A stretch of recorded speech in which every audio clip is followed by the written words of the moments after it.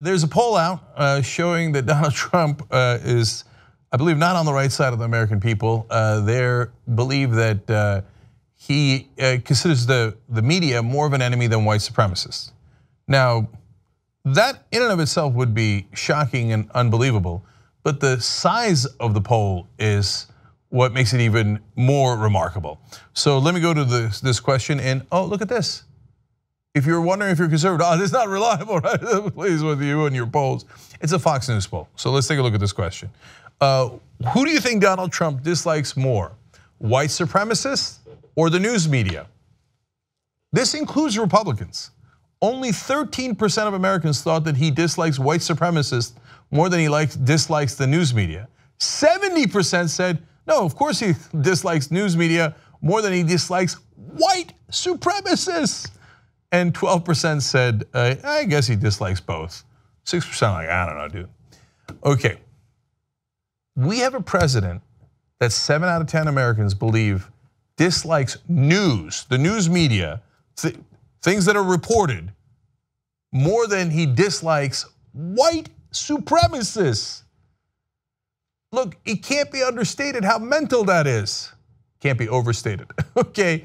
That is unbelievable. Could you imagine a scenario, if you asked me 2 years ago or any other time in America, do you think there'll be a point where Americans are absolutely convinced that their president dislikes news media more than they dislike white supremacists? I would have said, no, come on. Even if a crazy right-winger gets in there, there's no way, 13 to 70%, no way. But here we are, guys. Amazing, okay. This is another number that is unreal. 56% said that the president is, quote, tearing the country apart. That's a Fox News poll. 56% is a giant number if that's your unfavorable.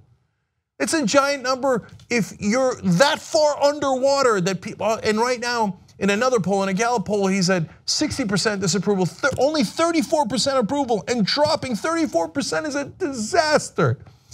But I've never seen anything as bad as 56% of the country is convinced you're tearing the country apart.